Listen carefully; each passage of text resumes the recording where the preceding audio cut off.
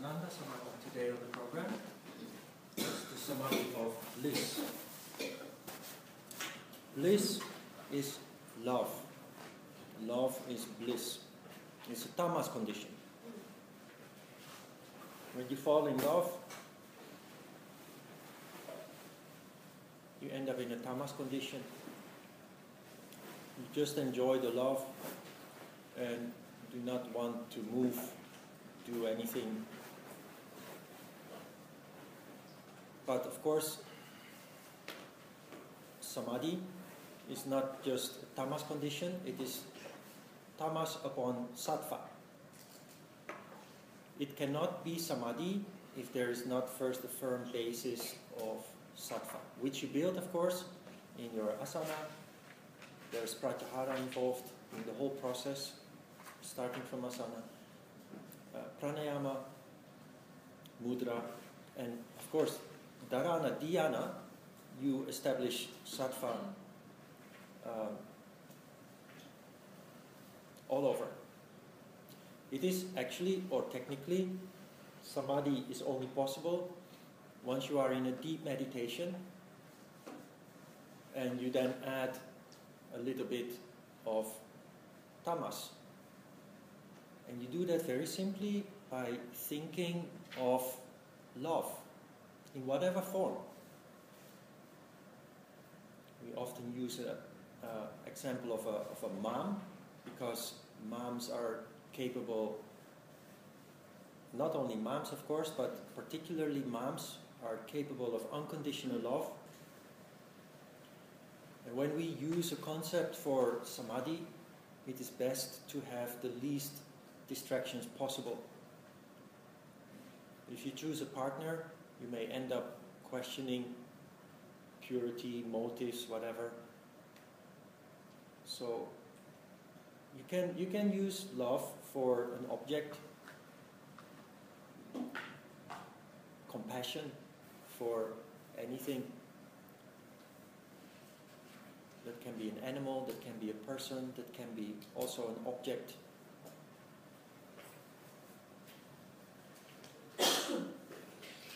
The most important, it has to be said again, to make it samadhi, is that you stop keeping yourself busy with the subject or object of your love. You use this person or object only as a tool, and then to get rid of this thought as quickly as possible, because samadhi falls apart if you're busy with the thought. That's a little bit tricky, but we have become familiar with this concept already in mudra. In mudra, you keep yourself busy with a feeling.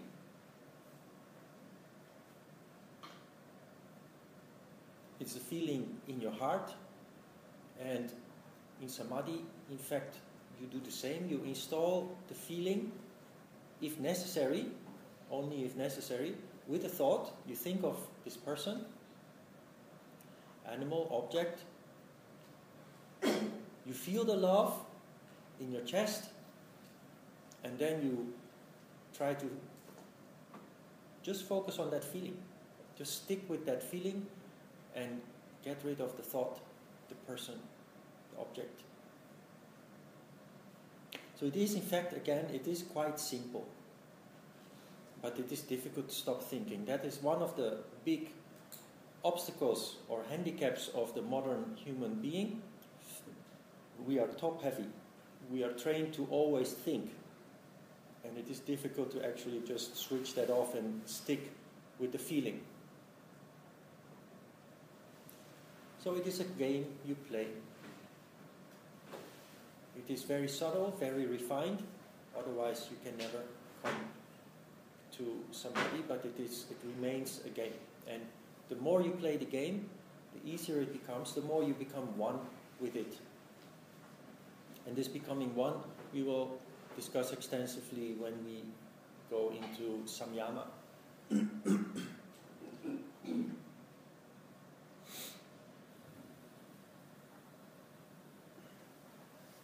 So there's cold air coming from the window.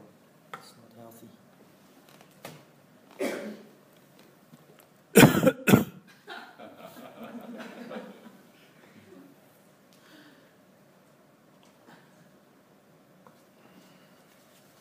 Good, that is the samadhi. This is relatively, technically it's relatively simple. By mastering it, by mastering samyama, the light of the higher consciousness. This is a very interesting statement. And I wrote there that if you're not capable of samyama, you will never reach enlightenment. That is true and that is not true. Because like all the rest of the framework of yoga, samyama is also a very superficial, technical thing. And once you become familiar with it, you will find out that the reality of samyama is very fluid. And you may actually come to the conclusion that you have practiced samyama in your life, spontaneously, unconsciously, but you have had your moments in which you have actually come to this condition. I have, many times. And it is consolidating more and more. It is becoming a 24 hours a day condition, in fact. And that is your ability to quickly come to the essence of things. And that is enlightenment. Enlightenment is wisdom, insight, knowledge. Not from a book, of course, you know that, but from above, your ability to connect and have insights about things you've never even thought of before. That is enlightenment. So the statement that enlightenment is not possible without samyama, that is a bold statement. It is true, it is not true, because in the end it is all very fluid.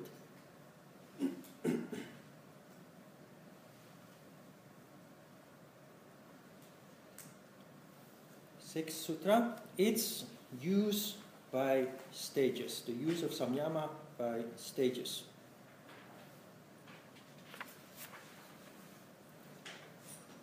It is the three stages of nibbija samadhi, dhyana, dharana, that you use to build a triangle of light, as it is called. In the beginning, that is very superficial, in the same way as driving a car is very superficial, very unnatural, very unfluent. But you continue to go through the three stages, jumping from one corner of the triangle to the other. And at some point, just like you become one with the car when you continue driving, you become one. The triangle will become one. It will all become one nice, bright light without you superficially jumping in between the steps, the stages.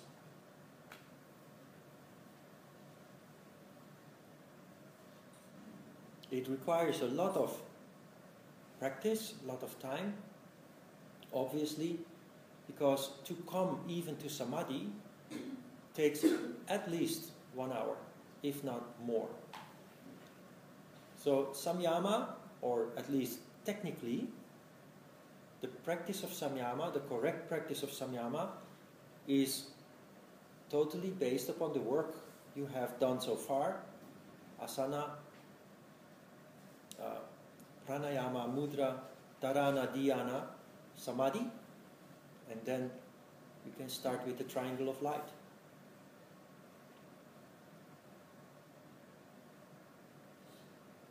Technically, it works like this.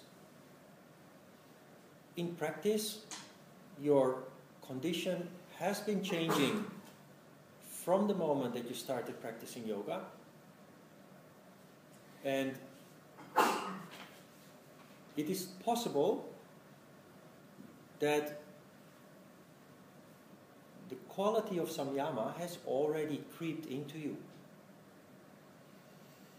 Subconsciously, unconsciously. And the exercise of Samyama, like all others, is just a formalization and an efficient way to actually reinforce this ability, to deepen your insight into the essence of things, for which you already have a sense, but it is not so refined yet.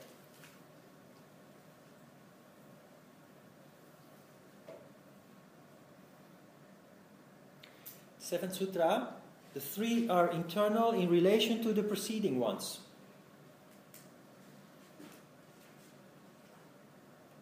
When the word internal is used, it's always meaning to be of a higher nature, of a more refined nature. And here, the three steps of the triangle, in fact, the practice of Samyama is compared to the 8 steps that came before it. And it is simply telling us that Samyama is more refined. It is internal rather than external. It is fine rather than gross in comparison with the previous steps of yoga we have learned so far.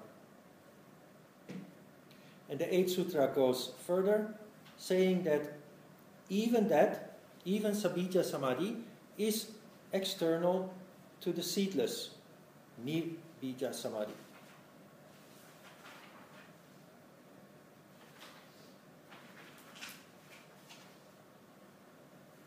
In fact, it is not Sabija Samadhi that is external to Nirbija Samadhi, but the goal of Samyama is in fact to come to total Nirbija Samadhi, in which you are totally extracted from thought and from yourself also.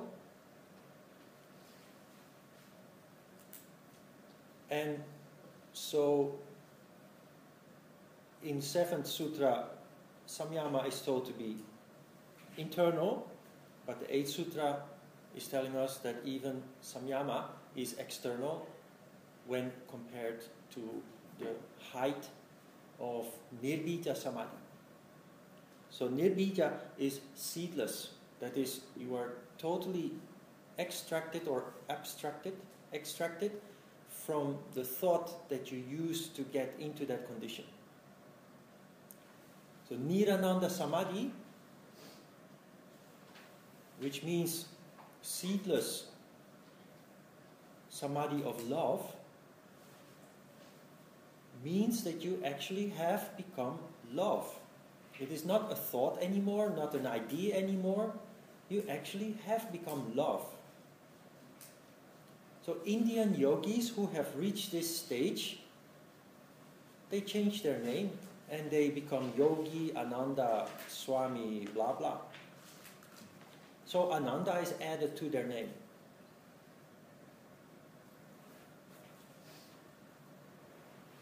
Do you know Ananda Marka? No? Should I? I don't know. I know Ananda Bryan. There's a poster I bought. It has yoga, like some positions and asanas, and it says Ananda Marga Yoga or something. M-A-R-G-A? I think so, yeah. I've heard of it, I think. They're a group, I don't want to use the word cult. You're trying to say it? I have heard of it, yeah. Oh, okay. So it's a group actually, not a person. It is a group, yeah. Mm. It's quite large actually. We've got people all over the world, I think. Yeah, it sounds familiar, but I don't know the details of it. Started in India. Mm.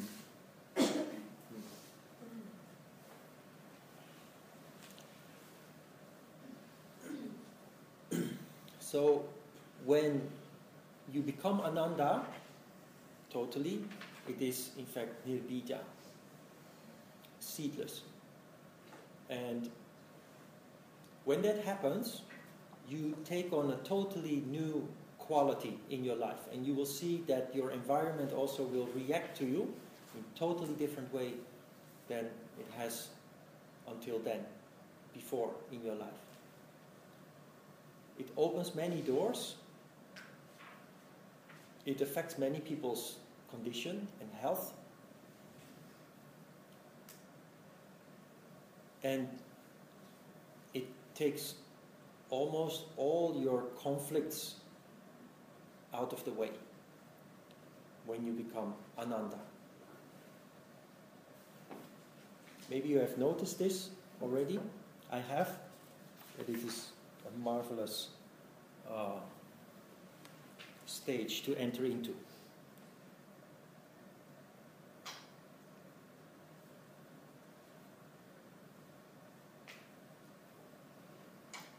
Samyama, like all the other techniques we have learned so far, but even more than the others, Samyama, first of all, seems mysterious, something of a past long gone and lost or impossible. But that is because of the way that it is described. It is very difficult to describe if you have not experienced it yourself. When you experience it, you will come to the conclusion that you have possessed this ability even before you ever entered a yoga class. Some people, of course, more than others. And there are also, of course, a lot of people who are totally ignorant and have never had any higher qualities like siddhis and so on, just because they keep themselves busy with only the surface of things, with material things, the material side of things. But if you were one of such person, you would not have been here in this class, or at least not anymore.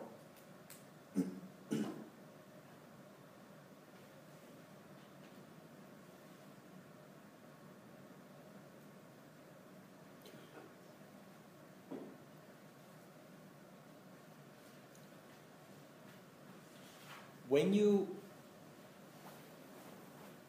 have this quality,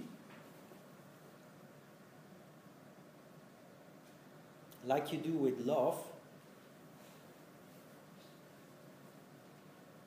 whatever you are confronted with, you absorb and you become one with. And this gives you the ability to grasp the essence.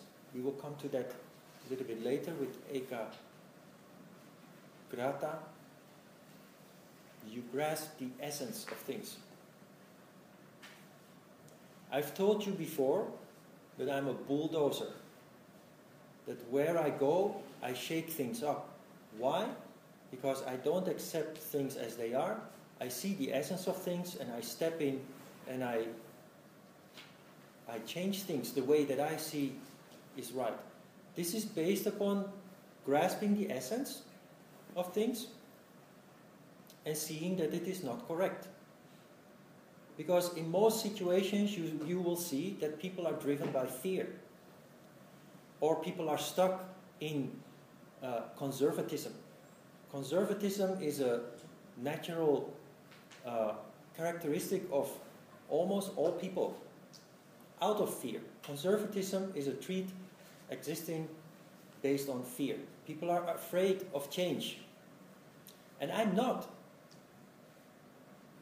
And I don't accept being stuck when it affects me too, if I'm in a situation. And that's why I appear to be a bulldozer, because I do not accept it as it is if I feel that it is blocking me. And I push my way through, I push my way through, everybody in shock, and in the end people say, you were right. And I've heard it so many times, you were right. And I don't know if you saw my Facebook post yesterday morning, but I'm really tired of all this. Always having to justify myself, explain myself for being right. And in the end, always to be told to be right. And I've been in that situation before, and then you decide to just withdraw yourself from everything and just live your own life in peace and calm in your cave, in your home. But there comes a time that you expose yourself again, and it just happens all over again. This is based upon this ability to quickly grasp the essence of things. As I told you before, Sam's father, for example, has been resisting, of course. That's what dads are for. But the moment that he said, okay, then he said, okay, but I don't want to see him for the next 3 years. I told you this, right? I said, I will see him within 3 weeks, and I did. And the first time he was very tensed. And you know, those conventions, etc.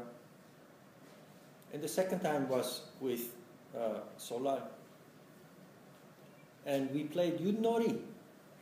And we had the biggest fun, everybody, including Dad.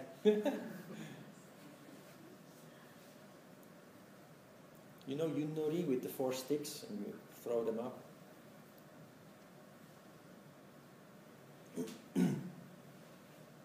So the next step was that Sam wants to stay with me overnight. And that is totally taboo.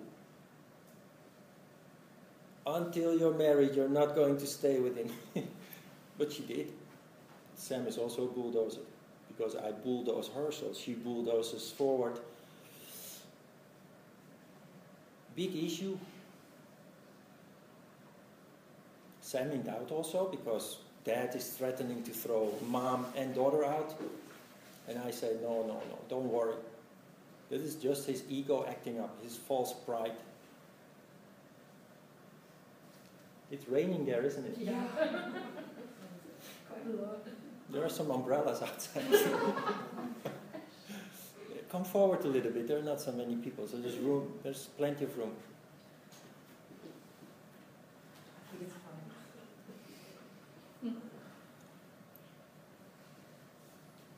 And again, I was right.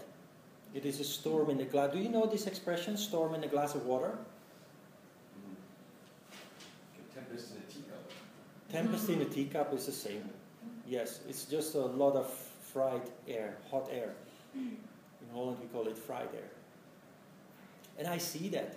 Other people don't see that because they are in fear. Sam also didn't see it and said we should be more patient and wait maybe 3 or 4 months and let my father thaw a little bit more, and said, no, this is not the point. And within a week, Dad is totally turned around. Everything is okay. And she said again, you are right. And I said, just a deep sigh. I'm so tired of it. But it will happen again and again, because it will happen to you too. Because your condition is simply different. And maybe you didn't realize it until you see the comparison with normal people, how they function. I've never known I had these qualities. I've known that I had them, and I thought this is just normal. Everybody's functioning like this. But it becomes more and more clear how closed people are in their perception and how paralyzed people are by fear. It is really a disease that paralyzes 95% of the people on this earth, if not more. And if it is correct, you are one of those few people who are not anymore paralyzed by fear, because your ability to conquer fear comes with your spiritual development, is inherently connected with each other. I've told you this before. Ron, just really quick, what is the term for this grasping of? You will come to that. Okay. Yeah, that's explained in the 12th or 13th Sutra. So the 9th Sutra is a long story.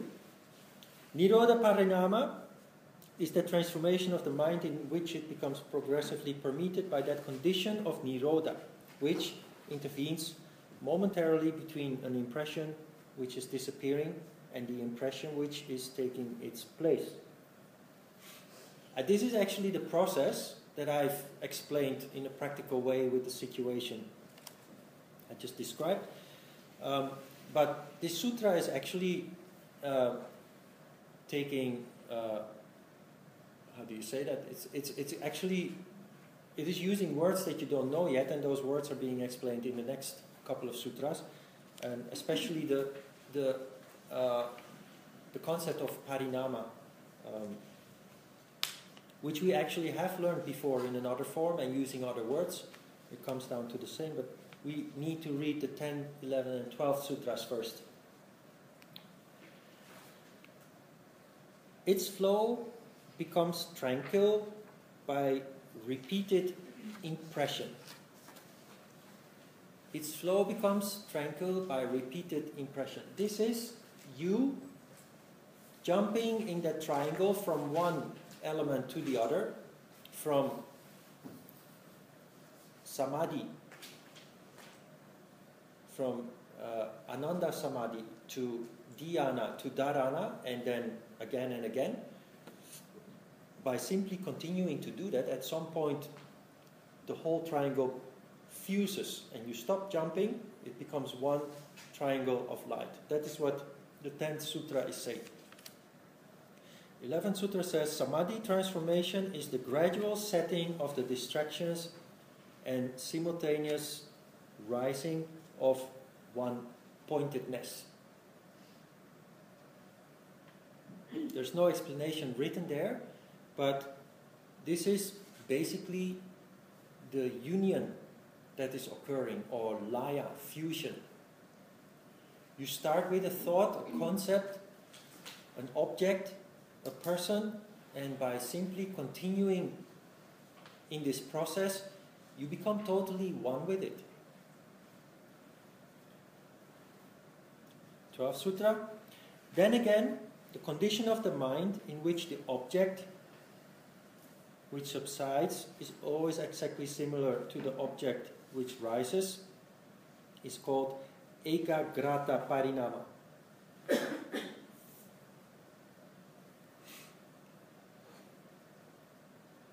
The parinamas, 3, are your stages of perception. We have seen this before in the science of soul. We have later again come across the same principle on a lower level, albeit. So now we have actually the same principle, 3 steps of consciousness, in fact, occurring in the process of samadhi, the practice of samadhi. So the first parinama is samadhi parinama, and the word samadhi is taken literal there, which means gathered consciousness or focused consciousness. It is indeed a pure consciousness, sheer consciousness that occurs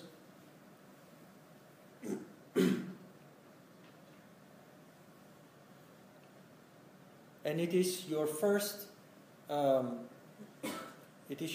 acquaintance with an object or a subject. So you're not familiar with it yet, you do not know the essence of it yet, but it is your first confrontation, in fact, with it.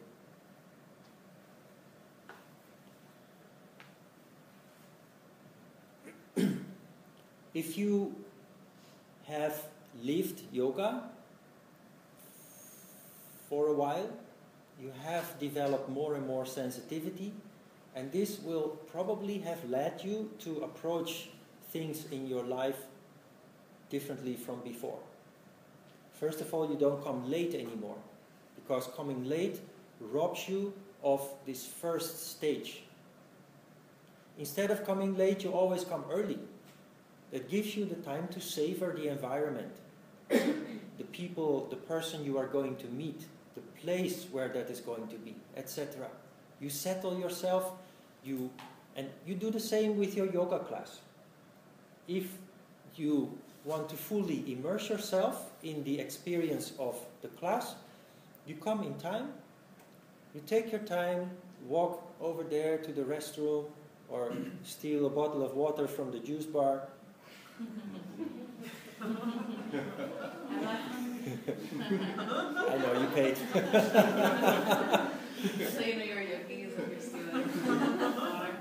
You put your mat on the ground and your cushion and you sit down and you look around a little bit, feeling the environment, not thinking really. You check your printouts a little bit. Slowly other people start coming in. And you kind of start becoming familiar. You are ready actually to go, connected.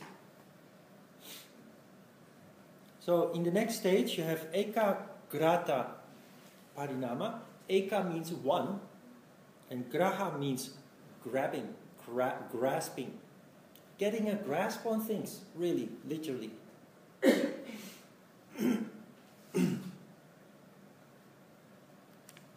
This is the process, ekagrata parinama, is the process in which you start becoming familiar with the object or subject.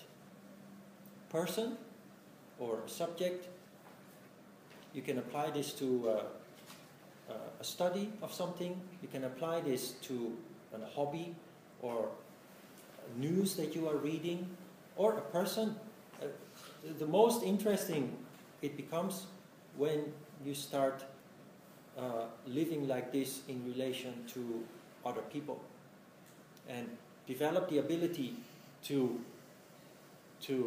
become one with them and eventually even get to the essence of what they are about. It's a little bit scary because people have nothing to hide anymore for you, even if they try.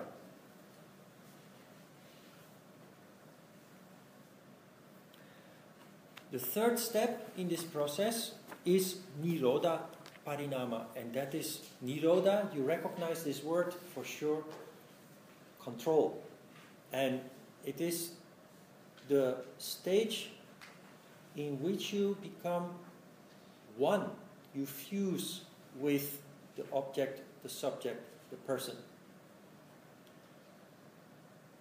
And when you fuse with something, it has no secrets anymore.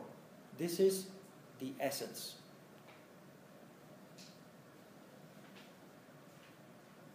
Maybe you can imagine, if you have this ability, that you can solve all the problems you are being confronted with. Not by being busy, active, but by just sitting down, closing your eyes, and absorbing the problem you are dealing with. Because to solve the problem, you must not think or consult with thick books or so. You must sit down and come to the essence of the problem you are dealing with.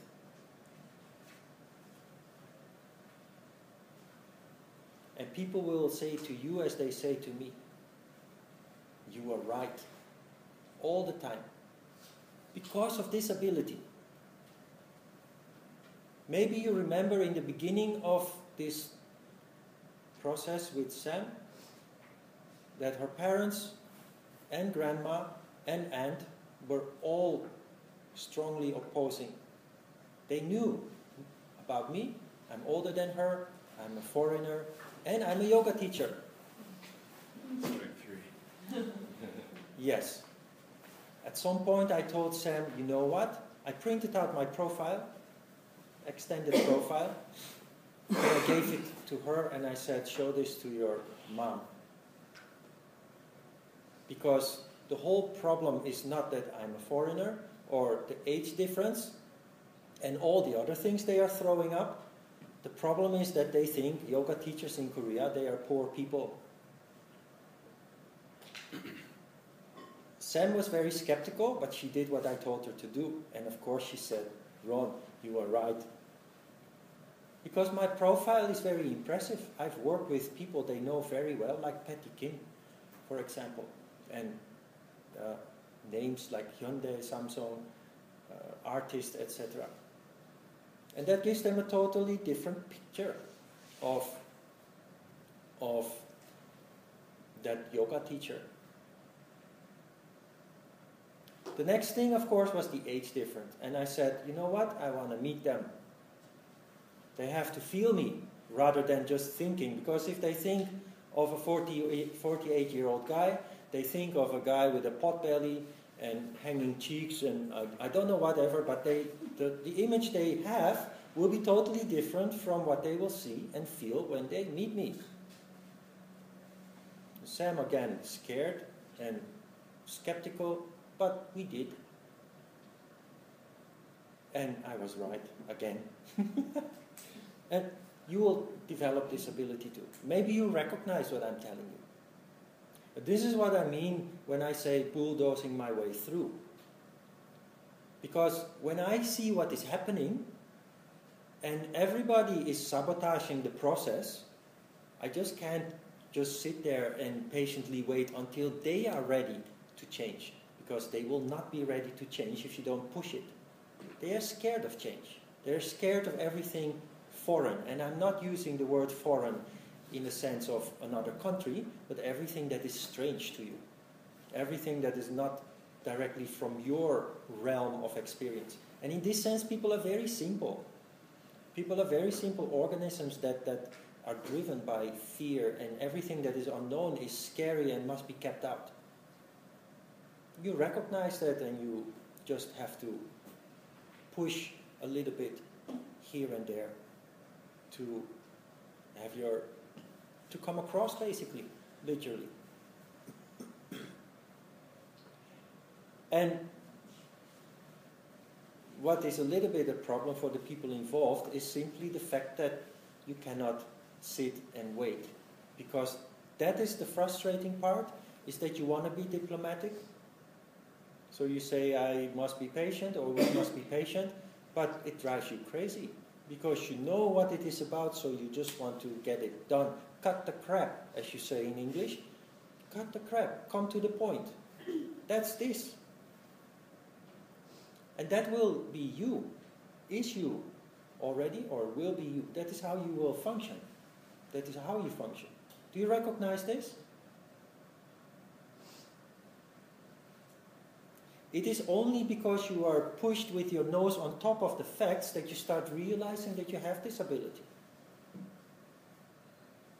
And you see that you have done this actually already for many years, if it is correct. What if something like that can bring up more resistance in other people or in a situation? Then you were wrong. Okay. Then you were wrong. If you were right, it will go the way you predict, based upon your assessment. Isn't it violent to them to force change on them? No. No.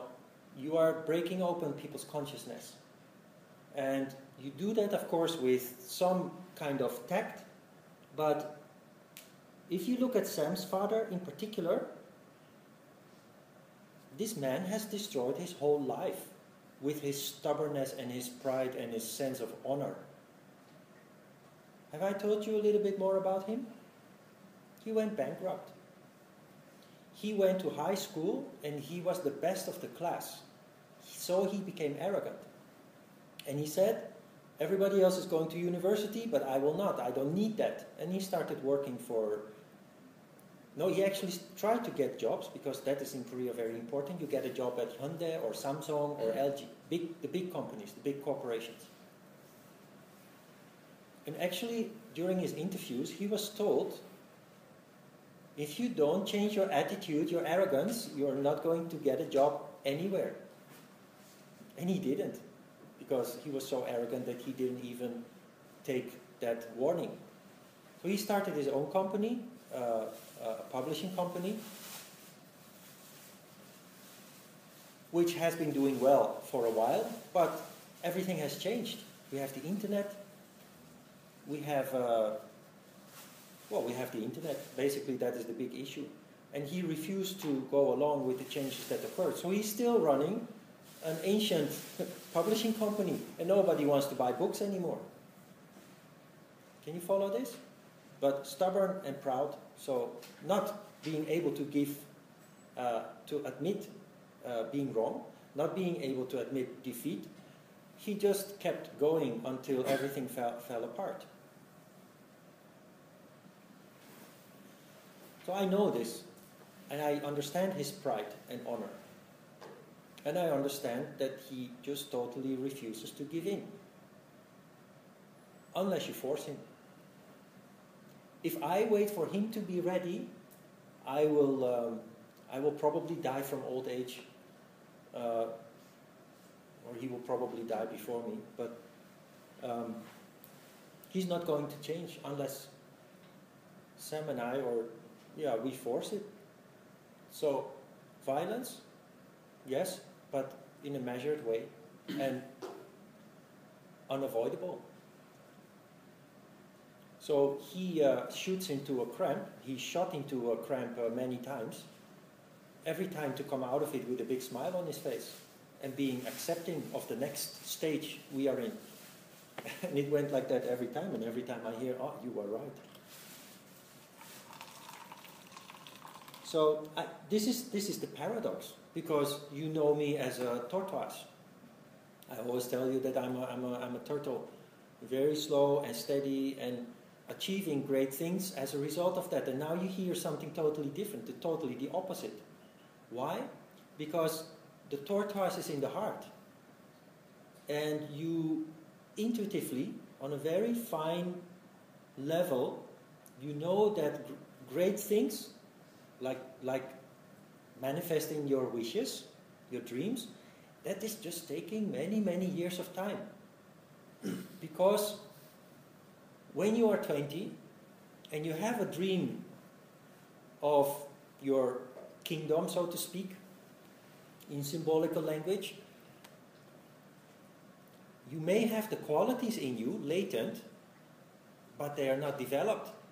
So when at 20 you have that dream, you cannot manifest this at 21 because you're not ready. And so you carry that dream in your heart. You do work on the basics. You keep yourself busy with the basics. You educate yourself. You train yourself. You inform yourself, etc., etc. And along the way, because you carry this energy in your heart, which this energy is radiating and attracting energies from the same kind, you will be met by all kinds of experiences that will eventually prepare you to be ready to actually manage that kingdom you have in your heart. And that takes 20 or 30 or even 40 years. So at 20 you have that dream, but you do not have you have the qualities also, but they have to first manifest. Those qualities have to grow, mature, and manifest. So that is where the tortoise comes from, because intuitively in your heart you know that you cannot rush this. But this issue with people, with ignorance, the tortoise cannot stand this. So you have this very patient being in you, and I'm sure you recognize this. You have this very patient being in you that can wait for years, even a lifetime. And then there is this very impatient being in you that just cannot stand ignorance. When confronted with ignorance, you just push your way through. You don't. In the past, you have suffered because of this, because you thought you had no right to step up and push through. But every time you harm yourself, every time you end up in sheer frustration, and there comes a point that you decide that that is not acceptable anymore, that you do not have to accept it anymore. It is them who should suffer, not you. And if it is not meant to be, then it will disappear. You follow this? I'm sure you do. So there's two totally different sides of me as a person, but I'm sure you are the same. Tortoise and a shark at the same time, or tortoise and a bulldozer. Buddha is also very slow, but it doesn't stop.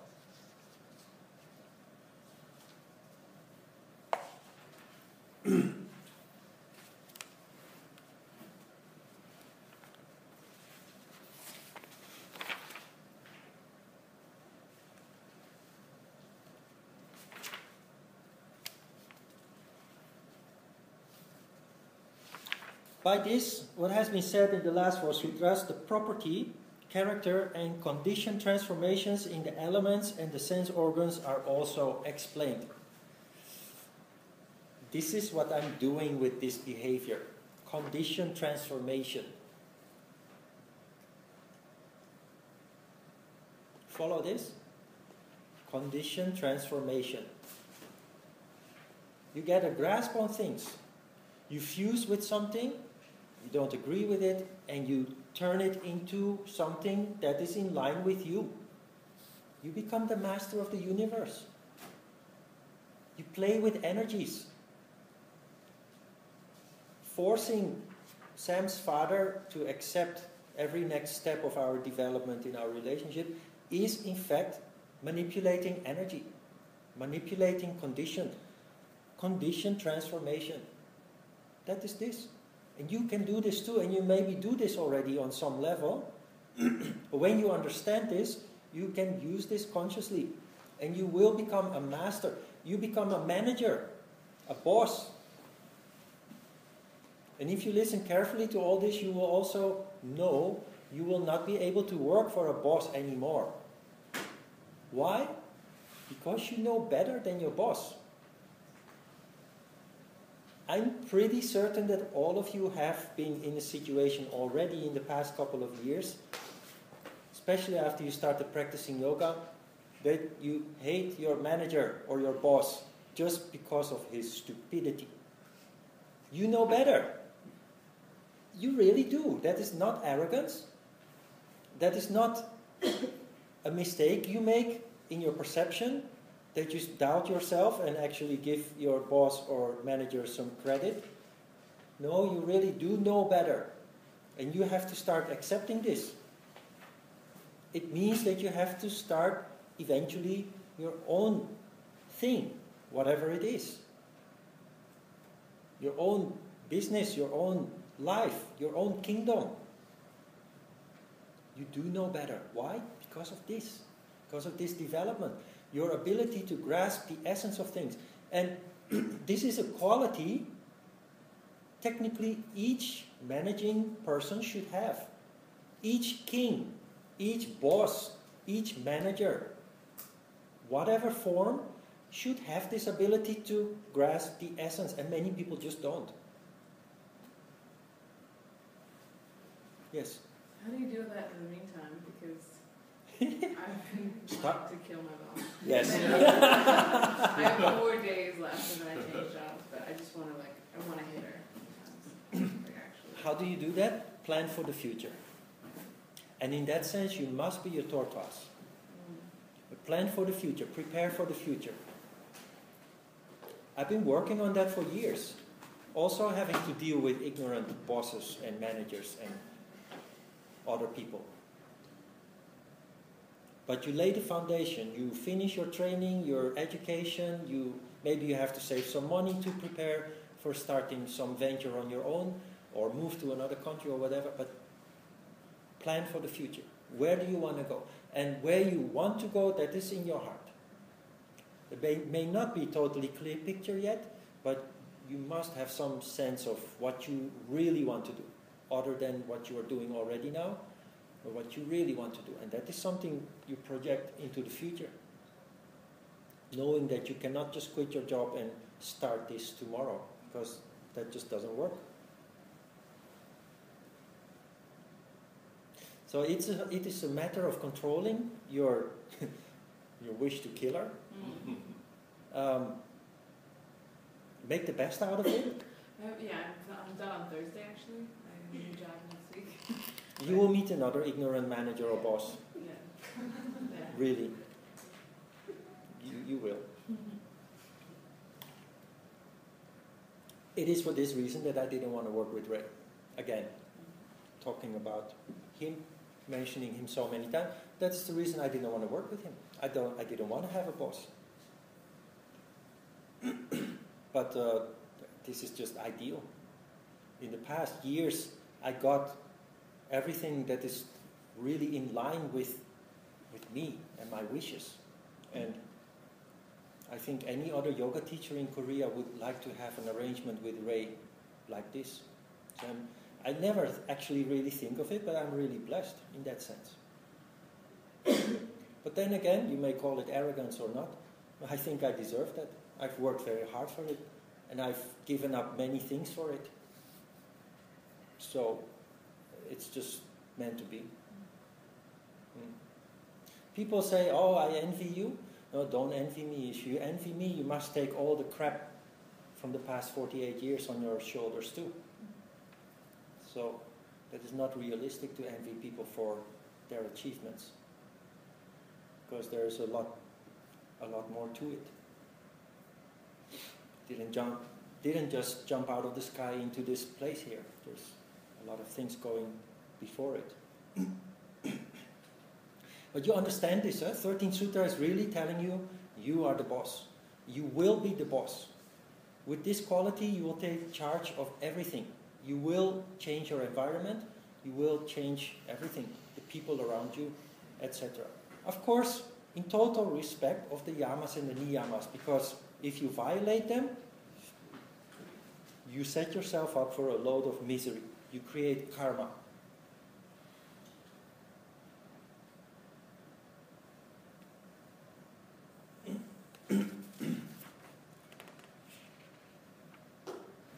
And this is really the essence of yoga, total control. Well, total sounds a little bit radical. I'm not in total control, I can promise you that, because I'm very human, maybe more than you. But relatively in control and able to direct events. Not be subject anymore to events, but take charge in them. But you always remain human. Always there is the possibility of making mistakes, and you just learn from that. But you come more and more to control of yourself, starting with asana, physical body, mind control through meditation, but it extends to your environment, it extends to the people you are dealing with, obviously.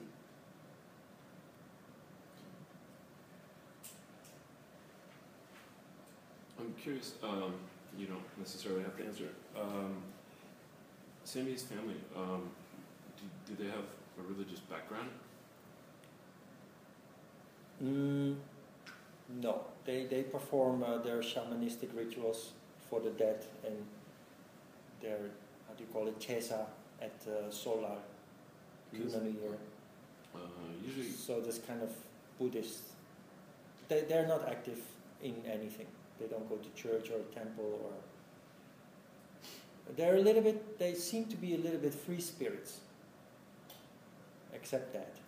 So in terms of coming to whatever, using this technique to get along with, I don't know, people of different religious groups that may not be accepting. With religion? People that are very stuck in a religious mindset. Well, you know, religion is dangerous because, you know the word zealots? There are people who are so fanatic about their religion, their beliefs, they will destroy you if you challenge them. You don't want to have anything to do with them. So, if it is correct and following your heart, you will not get into situations with those kind of people, because long before you are actually going into such situation, you have already felt the danger intuitively. That is the seed that your intuition, your ability to,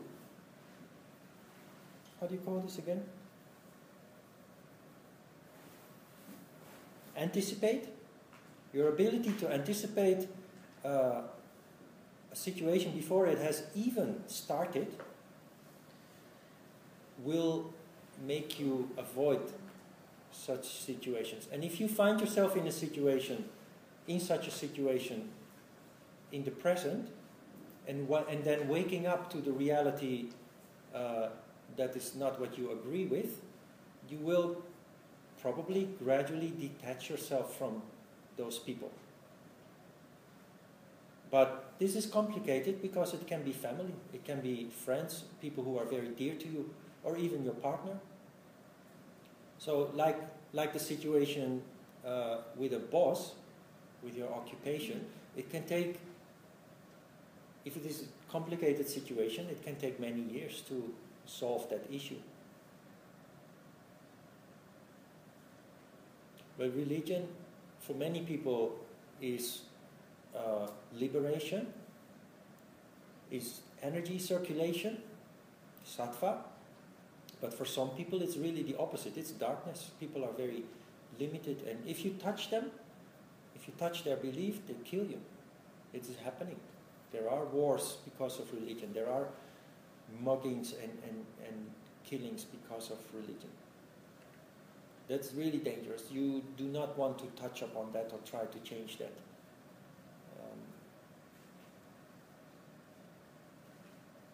Yeah.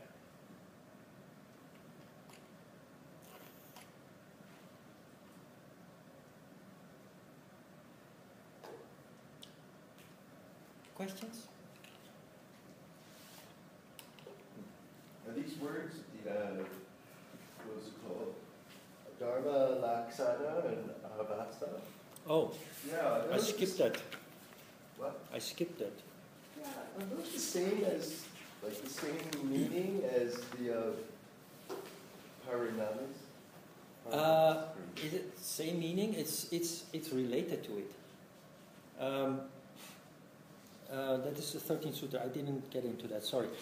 Dharma. We know the word dharma from our destiny, right? What is it related to? Is to what you feel in your heart, where you have to be, where you have to go. Something that really touches you, that is meant for you to be in the future. It is called a property. I almost used the word characteristic, but that is for the next, for Lakshana. The property is just energy. It's vague. And this is in line. We have, again, in the science of soul, we have come across a similar concept. And it is directly related to these parinamas. The Dharma is not only your destiny, but it is also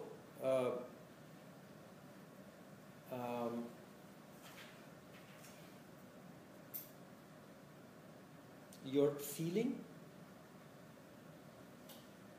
of something that has not manifested yet. Your Dharma as a destiny is also a feeling that has not manifested yet, so it's something that you can work towards.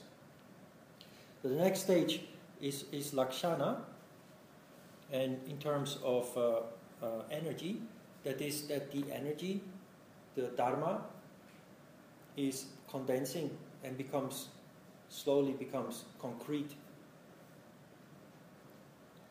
And the last stage, Avasta, is the manifestation, the full manifestation.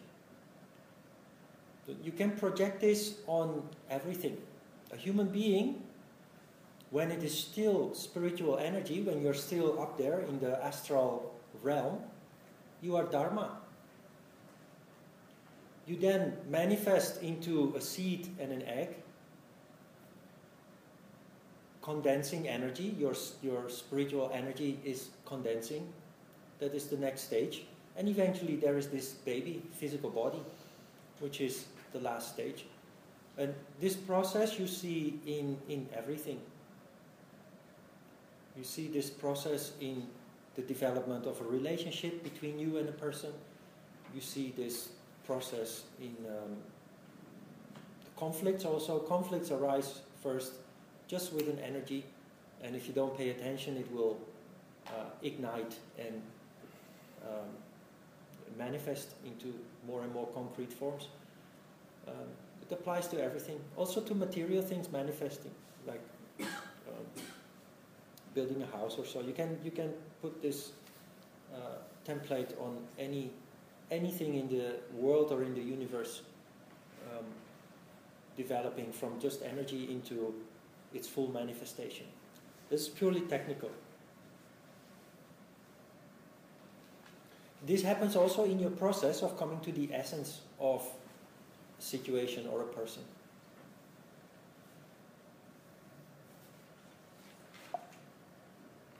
Yeah. With things like Samyama and Samadhi, Yeah. if I understand what we're talking about, and especially with like Samyama, not in meditation where you're saying grasping the essence of something, then I can see that. But some of the stuff in meditation, it feels like really abstract for me. Like I feel like I'm really far away from being able to do some of these things in meditation. Yeah. Where some of them, I know, I mean, I feel like, yeah, I can do this. Or Are you talking about Samadhi? Yeah. Or Samyama? Samyama. Well, Samadhi actually. Both. You know, there is an order of things developing, and it is not so likely that many of you can actually do Samyama, because we just started with Samadhi. You can play with the concept though. That is why I told you it's actually fluid, and if you just look at the technique, it may look all very mysterious and distant, but the reality in a practical way is actually, it's much closer to you than you think. And you probably spontaneously kind of apply this already in your life, especially in your moments of contemplating, when you're daydreaming, when you're just staring at the wall and getting some idea of something, getting a grasp on things.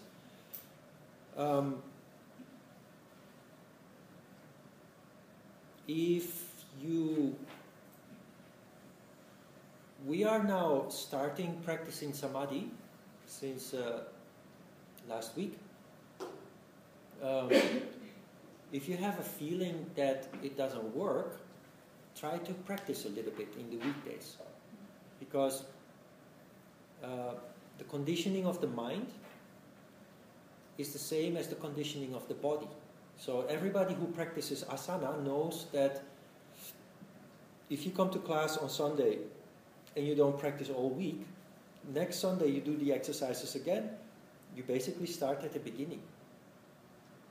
You feel your body is not really cooperative, and the strength you built that day, the week before, has slowly faded away come Monday, Tuesday, Wednesday.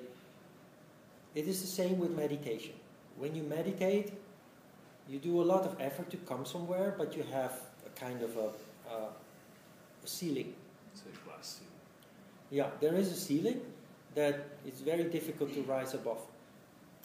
But anyway, you have done your effort on Sunday. We are now on Sunday, so every Sunday you do your effort. Same as with asana.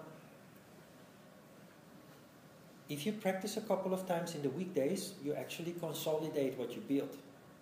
In the same as with asana, you transform your physical condition, and you feel lighter and stronger and more flexible.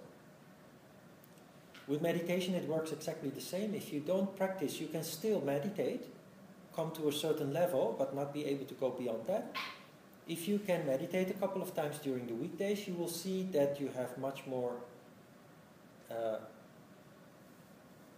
intensity. It will lead to more intensity in your meditation. You will actually get that feeling of being absorbed in nada, and that is then the basis for introducing ecstasy or bliss.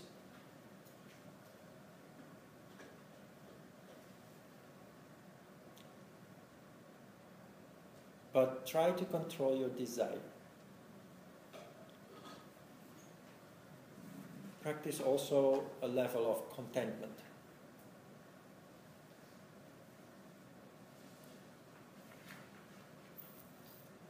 So when we're doing samadhi, does that mean like we're working on like one step or one part of that triangle instead of all three? In Samadhi, yeah. Yeah, Samadhi is just working on. But what can happen in Samadhi, because of the condition that you create, actually, is that a sort of Samyama occurs. Samyama is a very technical approach, at least in the beginning, to change your conditions such that you start grasping the essence of things.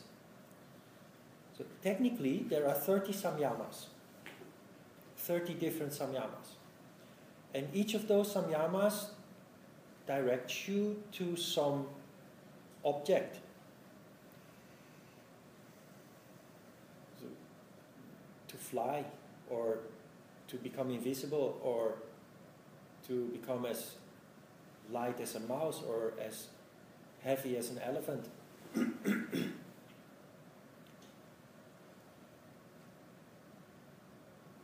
But these are just techniques. These are just exercises. If you understand the concept of this, you practice the exercises not wishing to become as heavy as an elephant, but trying to grasp the essence of this elephant, rather than becoming. This is the impression that these techniques give you is that you will actually develop the siddhi, that you can become as heavy as an elephant, or as tiny as a mouse, or invisible, or fly through space. But you will not. You will not become as heavy as an elephant. But grasping the essence of the enormity of that elephant, you will actually become one with that elephant. You fuse. What did it say? You're right, Ron? I'm not sure what you're saying. Oh, okay. So you go the corner of meditation. Just tell it. Ron is always right. Shut up. Where were we? Elephants and mice. Yeah. So in those cases with the elephant, would the seed be an elephant in that case? That particular samyama, are they actually is that the seed, an elephant, or is it just more like just the desire to become heavy? Is it the seed? No, it is a concept. Can you call it a seed? I don't know. It is a concept. But actually what is interesting is not that you can take on the quality of an elephant, because you will never be an elephant. What is interesting is that you can deeply feel that elephant. You fuse with the essence of that animal, what it represents. And these exercises are only interesting in a sense that if you can understand the elephant and the mouse and the invisibility of a person who by certain behavior can make yourself, how do you say this, obsolete, kind of, just by energy. Invisible? Dissolve. No, you know, children who are being abused, I mentioned that in the afternoon lecture, I think. Every time they protest or they act, they get another hit or kick or whatever. So they learn to disappear. They're still there physically, but they learn to disappear so that the abuser just passes them by. And this is very sad, of course, that you develop that under the influence of abuse, but you can People do this in the military too. Snipers. They make themselves invisible in the field, in the forest, in the desert. And that is not just a matter of camouflage, it is a matter of energy. Because we are sentient beings, we feel energy. Subconsciously, we detect something is happening behind you. And you turn around and you see somebody.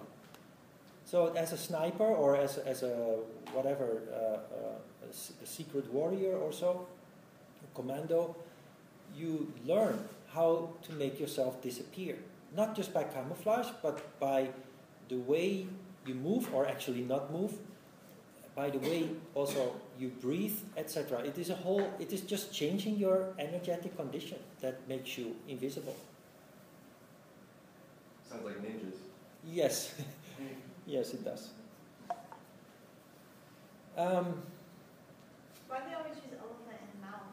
Well, there are 30. We will come across them. I don't know them all by heart. It's later. I'm just talking about the elephant and the mouse. But you can become a canary also if you want. But the point is that by going through these exercises, you develop a new quality that gives you the ability to always come to the essence of something. And this is not limited to those 30 samyamas. It applies to everything in your life. Do you remember I told you about meditation, that there is this technique of just looking at an apple? It's a process of deduction. So you just put an apple in front of you and then you start systematically observing this apple. You look at the shape, you look at the color, and the different colors, if it is an apple with different colors. You look at the stem, and then you start asking yourself, where does this apple come from? How did it end up here on my table? And you trace it all the way back to the seed. And that seed actually came from another apple. So if you practice this kind of meditation, it becomes second nature to always look at things not on the surface, but to start deducting what it is and where it came from and how it got there. It becomes second nature. Samyama becomes second nature also. Grasping the essence of things, you learn. If you don't have the quality already, you learn by practicing Samyama, in fact. But again, this all seems very static and superficial.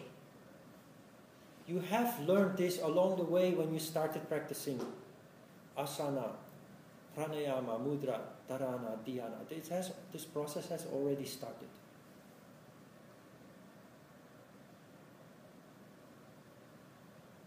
I was interested in their story. People can make themselves invisible. Yeah. When they wanted to make themselves invisible, when it comes to their existence in a certain situation, do they withdraw their energy or? Do they withdraw their energy? Kind of. Yeah, kind of. You are very visible. There are, in groups of people, there are always people who stand out very much. Yes. And there are people that if you see them later, you don't even know that they were there in that group. That is because some people have very expressive energy, outgoing energy, and there are other people who are just very quiet and very, not just verbally quiet, but just Yes. energetically very, Yes. yeah. So can I withdraw my energy so that I become invisible or not to reveal my existence in a certain Yes, you can. situation? Sure. Yeah. So if you cannot do that, you can learn to do that. But like the child that is being abused doesn't even know what it is doing, it is just forced to do it, and it will do it out of instinct, survival. As a yoga practitioner, you may ask yourself, why would I have this ability? Why would I do that? There is no real need for it. What if there is need for me? then you are very motivated and you will achieve it. You want to disappear? Kind of, sometimes. Yeah? Because of your boss? Sometimes from everybody, I Yeah. would say. Mm-hmm. From conflict situation, I would say. Yeah. Yeah. Sometimes it's better for me to disappear or invisible.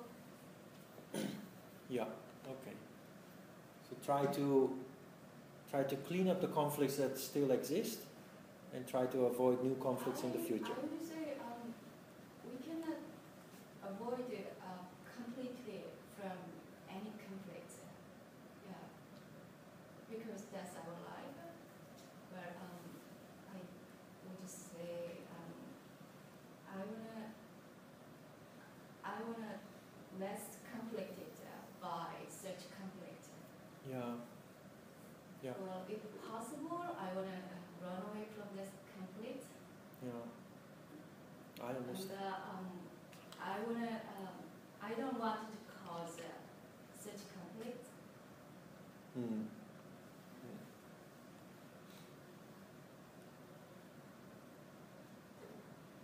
Okay. Let's have a short break and we start with asana.